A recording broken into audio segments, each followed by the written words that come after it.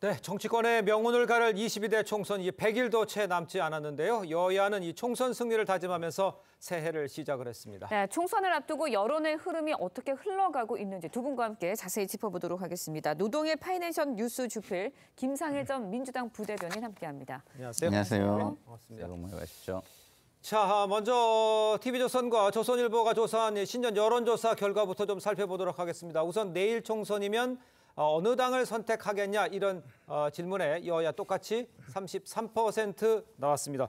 노 교수님께서 보시기에 저 수치가 의미하는 게 뭐라고 보십니까? 재미있는 수치네요. 예. 국민의힘 측에서 보면 이제 한동훈 효과, 네. 이제 컨벤션 효과 분명히 있다는 걸 보여주고요.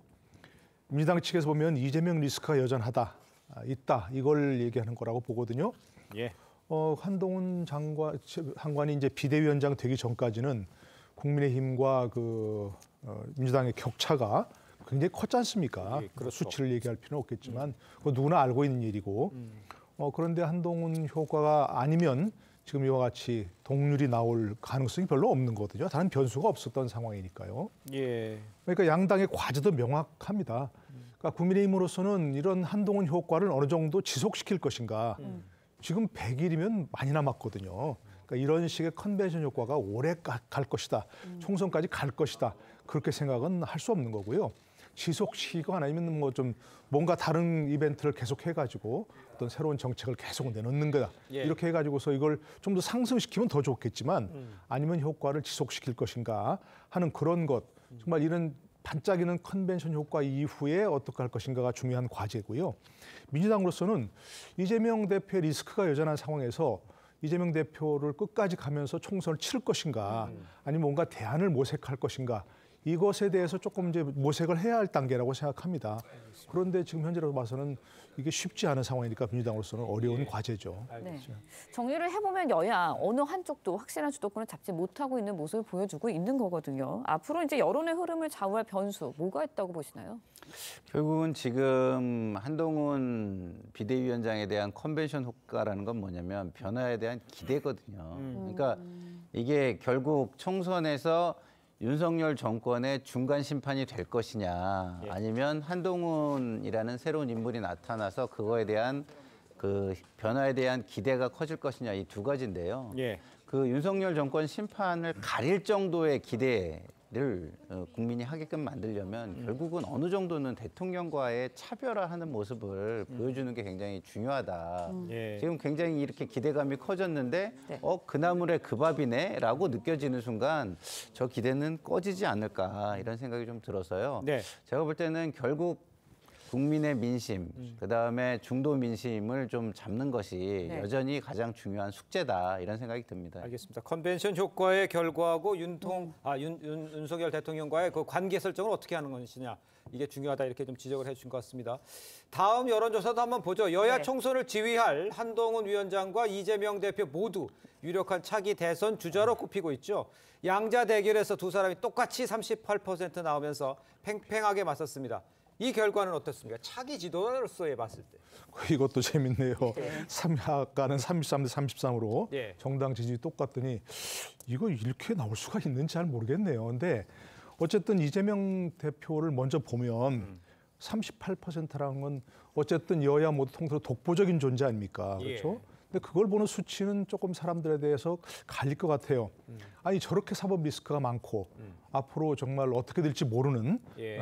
재판 결과에 따라서는 그런 사람에게 38%란 지지율이 있다는 게 말이 되느냐 이런 사람도 있을 수 있고 어떤 사람들은 아니 거 봐라 이재명 대표 외에는 대안이 없지 않느냐 이런 것이 좀 갈릴 것 같고요. 한동훈 위원장을 바라본 수치는 아마 사람들 모두 놀랍다고 할 겁니다. 지금 현재 뭐 법무부 장관 이외에는 그리고 그 전에 이 검사 이외에는 특별한 걸 보여준 게 없는데 예. 이와 같이 그야말로 정말 산전수전 다 겪은 이재명 대표 예. 지난 총선에 출마했고 이런 사람과 동률이 나오다니라는 건 분명히 놀랄 겁니다. 물론 참신한 어떤 후보 효과가 분명히 있습니다. 그런데 참신한 게 곧 앞으로 보여줄 역량하고 동료는 아니거든요. 그러니까 이제 앞으로는 참신보다는 보여줄 역량에 따라 다를 수 있는데 한동훈 비대위원장으로서는 정말로 이제 차별화가 필요하겠죠. 윤석열 대통령과의 차별화도 필요하고 이재명 대표와의 차별화도 필요할 겁니다. 네. 그런 점에서 굉장히 중요한 문제고 또 한 가지는 이제 단기적으로 봐서는 100일 후에 있는 총선에서 어떻게 될 것인가가 이 사람 두 사람 명운이 갈린 거 아니겠습니까? 네.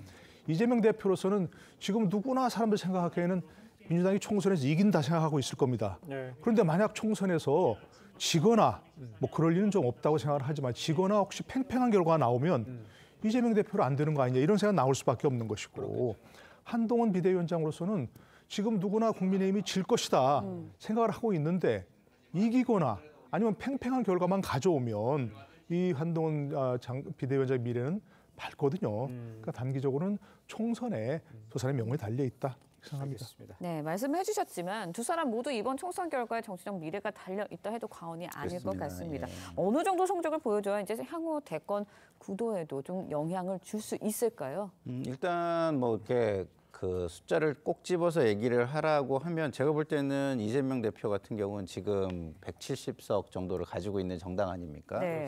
그러면 적어도 과반 이상을 확보를 해야 되는데 예. 과반 이상을 확보해도 원래 이렇게 총선 후에 뭐 수사라든가 조사라든가 이런 게 이어지기 때문에 예. 거기에 플러스 한 10석 정도는 돼야 안정적인 과반을 이루었다고 볼 수 있을 거예요. 네. 그렇게 본다면 한 160석 이상은 얻어야 될 것 같고요.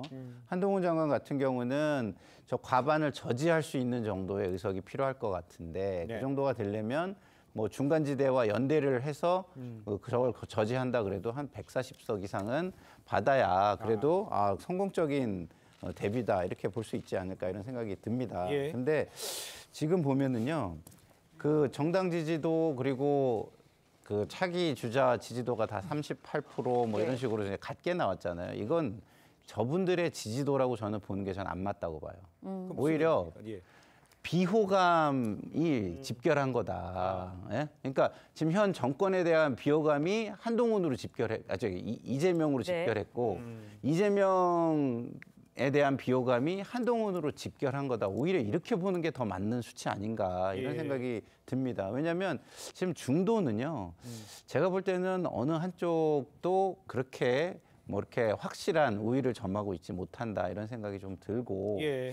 오히려 민주당 쪽의 심판론에 좀 더 기울어져 있거든요. 강서 재보궐선거의 그 흐름이 이어지고 있는 거 아닌가. 뭐 어제 TV조선 여론조사에 보면 중도층 조사에서 민주당이 오차범위 이내에서 지금 앞서가고 있어요. 네. 이 부분을 제가 볼 때는 한동훈 장관이 좀 많이 감안해서 앞으로 총선 전략을 짜야 되지 않을까 이런 생각이 네. 듭니다. 네. 알겠습니다. 다음으로 좀 넘어가 보죠. 지금 그 총선 관련 신년 여론조사 여야 지지율 박빙으로 지금 나타난 가운데 새해 벽두부터 정치권이요. 100일도 안 남은 총선 준비 아주 바쁩니다. 네. 영상 보고 이야기를 이어가겠습니다.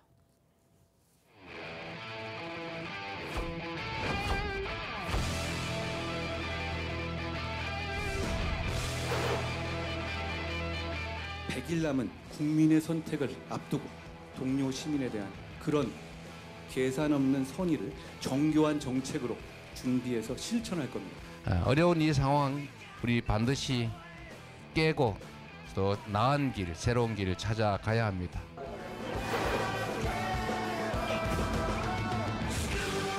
국민들께 양자택일이 아닌 새로운 선택지를 드려야 합니다. 이 모든 것을 바로잡을 수 있는 방법은 저는 정치 세력의 교체에 있다고 생각합니다.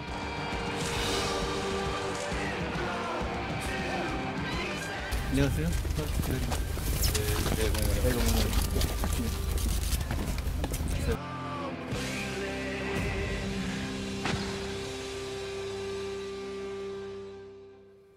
자, 여야가 아주 급박하게 움직이고 있는데요. 총선을 100일 앞둔 어제 국민의힘 한동훈 비대위원장 연평도 포격 당시 쉴 곳을 제공한 이 찜질방 사장님을 예로 들면서 동료 의식을 강조를 했습니다. 네. 한 비대위원장 여러 차례 동료 시민 얘기하고 동료 의식, 동료 시민 이걸 어떤 식으로 저 시청자들이 해석을 하면 좋을까요? 그래서 취임사에서 많이 나왔죠. 많이 나왔어요. 뭐 10여 차례 네. 했다고 하던가요. 그런데 우리 정치인들 사이에서는 듣기 어려웠던 말 아니겠습니까? 맞아요. 네. 되게 뭐 존경하는 국민 여러분 하지 않습니까? 네. 뭐 존경하지도 않으면서 그런 얘기 하는데 그 우리들 사이에서 가장 보편화될 것인가, 예. 일반화될 것인가 네. 이건 조금 어려워요.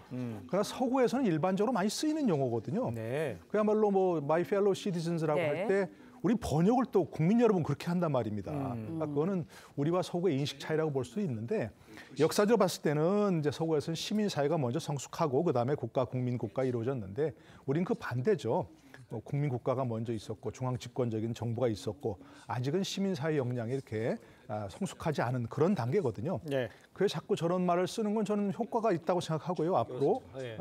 그야말로 뭐 한동훈 비대위원장이 생각한 것처럼 성숙한 자유민주주의 네. 사회는 시민들 간의 동료식으로 형성되는 것이다. 그렇기 때문에 그래서 국민들이나 아직 국민 뭐 예를 들어서 대통령이나 뭐 국회의원들이나 이런 사람들도 국민 여러분 하면서 내가 국민을 듣는 사람을 좀 다스리는 조금 높은 위치에 있는 그런 사람이라는 생각이 많이 있었을 텐데 그거는 그렇지 않다. 예, 지금 이제 동료 시민 여러분이라고 하는 것은 말하는 사람이나 듣는 사람이나 동일한 위치에 있다, 동일한 위상을 가지고 있다. 뭐 그런 것을 좀 더 강조하려는 거 아니겠는가 싶습니다. 알겠습니다. 네, 그런가 하면 한동훈 비대위원장 오늘은 대전, 대구 찾고요. 모레는 광주 찾습니다. 그리고 내일은 대한노인회 찾아서 노인 비하 발언에 대해서 재차 사과를 할 예정인데 네. 외연 확장, 지지세 모으는데 좀 도움이 될까요? 그러니까 이제 지지층 결집은 아까도 제가 말씀드렸지만 예. 이미 충분히 돼 있어요. 그럼 결국 이번에는 그 노인회를 찾는다든가 이런 좀 약간 차별화된 행보들이 예. 박수를 받을 거예요. 근데 그런 차별화 행보들이 충분하냐가 결국 증도층 확장의 어떤 관건이 될 거라고 저는 보는데 네.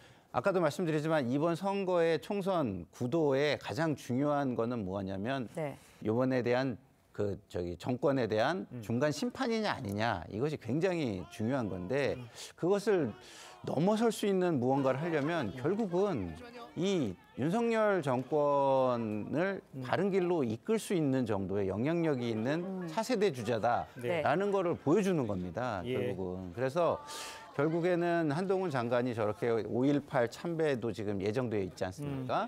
저런 것들 굉장히 잘하는 건데 저기에서 한 발을 더 나갈 수 있느냐 이것이 저는 모든 것을 결정하는 관건이라고 봅니다. 알겠습니다. 일단 한 비대위원장은요 공관위원장 인선 기준을 밝히기도 했습니다. 직접 들어보겠습니다. 공관위원장 인선을 하셔야 되는데 지금 뭐 주안점을 두는 어떤 뭐 가치나 뭐 이런 거 좀 있으십니까? 공천을 하는 과정이 공정하고 또 멋져 보여야 하죠. 또 하나는 그 내용이 이기는 공천이어야 합니다. 저는 그 두 가지를 균형 있게 고려할 것이고. 자 개혁하고 변화하고 모든 게 이제 다 이제 한동훈 비대위원장 손에 달렸는데 어제도 이제 노 교수님하고 얘기를 했습니다. 이게 이제 그렇게 하는지 안 하는지를 볼 수 있는 첫 번째 체크 시금석이 이제 공관위원장이잖아요. 과연 어떤 인물이 가능한가 이런 거에 대해서는 어떻게 생각하십니까? 근데 그동안의 여의도 문법에 따르면 예. 대개 이제 예측을 할 수 있었는데 예. 지금 한동훈 위원장이 여의도 문법에 너무 벗어난 행보를 보이니까 쉽지 않아요. 일단 그동안 행보를 비대위원장 선임까지 예. 보이면 나이는 일단 좀 젊어야 되고요. 그죠? 두 번째는 정치 경험이 없거나 좀 적어야 되고 세 번째는 중도층의 호소력이 있어야 되고 또 네 번째는 여의도 문법에서 벗어난 사람이어야 된다. 이렇게 되거든요. 근데 과연 그런 사람이 있을까? 네. 상상 속에 잘 안 가요, 이게. 왜냐하면 지금 공천 과정에서 가장 중요한 역할을 하는 사람이 사무총장 아닙니까? 사무총장 보통 3선 정도 되는 인물이 정당 내부 사정을 잘 알고 또 공천 대상자도 잘 파악할 수 있는 그런 사람들이 해왔던 게 일반적인 그 여의도 문법 아닙니까? 예. 그런데 장동혁 의원 0.5선이라고 하지 않습니까? 예. 뭐 그동안의 경력이야 뭐 화려하지만 2022년 재보궐선거에서 당선되어서 흔히 초선도 아니고 0.5선이라고 하는 사람을 사무총장을 시켰거든요. 그런 점이 봤을 때는 공관위원장 글쎄 정말 예측하기 어려운 그런 사람을 생각하고요. 그러나 지금 기준은 분명한 것 같습니다. 예. 멋져 보인다 이런 말은 좀 표현이 그렇습니다만 국민들 보시기에 수긍해야 된다 그런 얘기 아니겠습니까? 그렇겠죠. 과정이 예. 공정해야 되고 국민들 보시기에도 수긍할 수 있어야 한다는 것이고 그러나 수긍할 수 있는 혁신 공천만 했는데 패배한다? 그럼 뭐가 그 의미가 있겠습니까? 그러니까 멋져 보이고 동시에 승리해야 한다? 참 어려운 방정식인데 저도 좀 관심 갖고 지켜보고 싶습니다. 네, 어려운 예상한다라고 말씀해 네. 주셨는데 사무총장의 장동혁 의원 판사 출신이고 초선입니다. 공관위원장도 그렇다 보니까 법조인 네. 출신이 지금 오지 않을까라는 네. 예상도 있는데 어떻게 보시나요? 굉장히 좀 걱정되는 부분이에요. 왜냐하면 이게 자칫하면 우리가 이제 이런 얘기하잖아요. 행복은 성적순이 아니라는데 이게 머리 좋은 사람이 모든 걸 다 잘할 수 있다. 예? 그래서 뭐 법조계에서 잘한 사람은 다 잘할 수 있다. 이렇게 생각하는 것 같은데 그게 이제 대표적인 0.5선을 사무총장에 앉힌 거예요. 예. 근데 정치는요. 머리보다는 공감 능력이 훨씬 더 필요한 겁니다. 그리고 함께 하려는 자세, 태도 이게 훨씬 중요한 거거든요. 예. 근데 0.5선의 사무총장을 앉힌 걸 보면은 또 자칫하면은 그냥 머리 좋은 사람, 우월한 사람, 약간 우월주의 뭐 이런 것들이 보여질 가능성이 있어가지고 굉장히 좀 걱정이 되고요. 예. 제 생각에는 오히려 이제는 법조계 쪽은 충분하니까 이코노미스트나 과학기술, 뭐 공학 이런 계통에서 없는 것도 하나의 방법이지 않을까 이런 생각이 드는데요. 두고 봐야 할 것 같습니다. 예. 네. 근데 또 법조인이 오지는 않을 거라는 이야기도 예, 있으니까 그랬으면 지켜보도록 좋겠어요. 예. 알겠습니다. 자, 이재명 대표, 오늘은 문재인 전 대통령을 예방을 하고요. 이낙연 신당 창당 초읽기에 들어간 상황이죠. 네. 이재명 대표가요, 신당 견제에 들어간 것 아니냐 이런 해석도 나오고 있는데 이 상황에 대해서는 그 김상일 평론가께서는 어떻게 보십니까? 죄송합니다. 질문을 제가 좀. 예. 네. 문재인 이제 이재명 대표의 행보에 대해서 제가 여쭤본 거예요. 네. 그러니까 기본적으로 그 이재명 대표가 지지층을 결집한다는 거는 네. 총선을 위해서는 별로 좋은 게 아니에요. 왜냐하면 행보가 굉장히 위축이 돼 있다는 네. 뜻이거든요. 오히려 한동훈 장관은 중도층을 향해서 뭐 이게 얼마나 갈 것이냐, 한 발만 더 나가면은 굉장히 효과를 볼 것이다. 제가 이렇게 말씀을 드렸는데 네.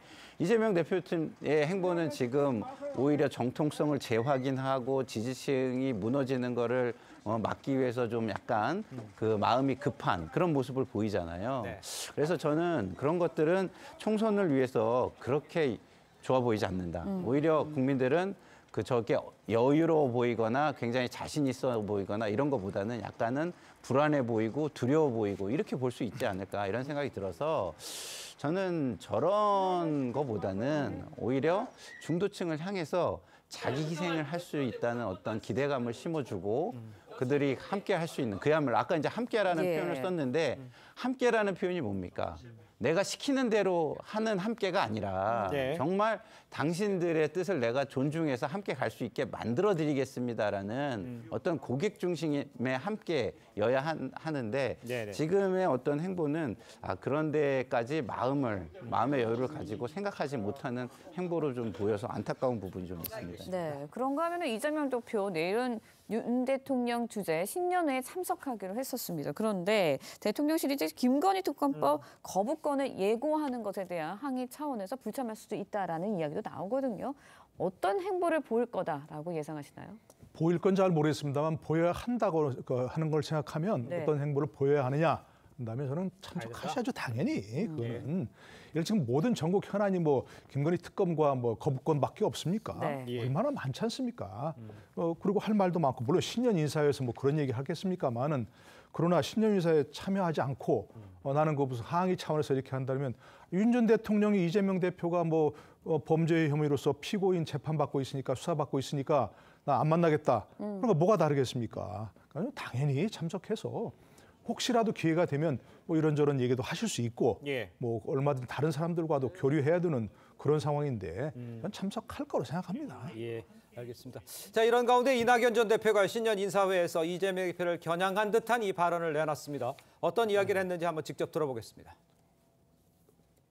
우리는 큰 싸움을 벌여야만 합니다. 정치를 이대로 둘 수는 없습니다. 국민들께 양자택일이 아닌 새로운 선택지를 드려야 합니다. 시작은 어렵더라도 날이 갈수록 더 많은 국민들이 우리와 함께 하실 것이라고 저는 믿습니다. 자, 일단 이낙연 전 대표 큰 싸움을 네. 벌여야 한다. 참 듣기 평소에 성경하고는 네. 다르게 강하게 이야기를 했는데 네. 이제 4.1 창당 이야기 나오고 있지 않습니까? 네네. 이제는 완전히 갈라선다고 봐야 되는 겁니까? 나중이라도 합칠 가능성은 없습니까? 일단은 뭐 정치는 생물이라 뭐 나중에 합칠 가능성이 전혀 없다고 말할 수는 없지만 네. 합칠 가능성이 상당히 낮아 낮다라고 저는 생각하는 게요. 왜냐하면 다시 합치려면은 이재명 대표가 변해야 되는 거 아니겠습니까? 결국은 키가. 그렇겠네요. 근데 이재명 대표가 변할 가능성이 지금 거의 보이지 않기 때문에 다시 합칠 가능성도 상당히 낮다고 보는 게 맞고요. 네. 그리고 지금 4.1 창당을 기정사실화한 것이냐라는 부분에 대해서는 현재는 이제 창당 준비로 이렇게 좀 움직이겠죠. 그래서 이제 창당까지 가는 데는 시간이 좀 걸릴 것 같다 이런 생각이 들고요. 예. 그 간에 합종 연행 내지는 빅텐트론 이런 것들의 가능성도 상당히 많이 타진될 것으로 보입니다. 네, 비명계 모임인 원칙과 상식의 신당 합류에 대해서도 관심이 모아지고 있는데 오늘 회의를 갖고 공동 대응을 논의한다고 합니다. 어떨 것으로 예상을 하시나요? 글쎄 뭐 원칙과 상식분들도 연말까지 뭐 시한을 주겠다 했던 거 아니겠습니까? 예. 그런데 또 여기서 조금 더 지켜보겠다 이렇게 하면 말이 안 되는 거죠. 예. 아니 저 이낙연 전 대표가 엄중낙연 아니십니까? 그런데 저 정도 결기를 보이면 예. 지금까지 비슷한 행보를 보인 분들이 더 이상 눈치 보면 안 되는 거죠.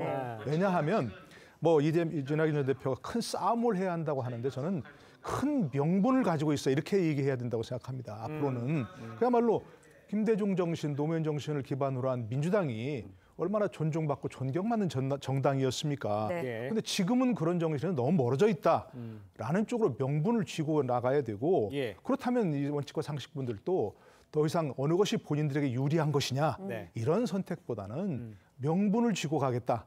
이런 쪽으로 선택하는 게 바람직하다고 생각합니다. 알겠습니다. 그러니까 명분을 가지고 이제 하는데 이제 과연 이제 그 이낙연 신당이 성공할 수 있느냐 여부는 네. 그 지역적인 기반을 얘기하시는 분들 많아요. 네. 호남에서 어느 정도 반응을 네. 얻을 수 있느냐. 어떻게 보세요? 호남에서의 반응이라든가 지역적 기반이 없는 상태에서. 저는요 사람들이 그냥 예측하는 상태에서 내지는 이렇게 예상하는 상태에서 무엇을 하는 것과 실제의 선택지가 존재해진 상황에서 행동하는 건 전혀 다르다고 보거든요. 네. 그러면은 지금 호남은 굉장히 전략적인 그 유권자가 많은 곳이에요. 그런데 지금 우리나라의 미래가 예. 이 양당 예. 구조에서 지금 가능할 것이냐라는 이런 고민을 많이 한다면 예. 이 선택지가 새로운 게 이제 나온 거잖아요. 그래서 예. 거기에서 보여주는 거에 따라서 파급력은 상당히 커질 수 있다 이런 생각이 듭니다. 왜냐하면 예. 호남 출신의 대선 주자였잖아요. 예. 그렇기 때문에 저는 가능성은 얼마든지 있다. 결국은 처음에 어떻게 행보를 해나가느냐가 예. 관건일 것이다 이런 생각이 듭니다. 알겠습니다. 이준석 대표 이야기도 좀 해보죠.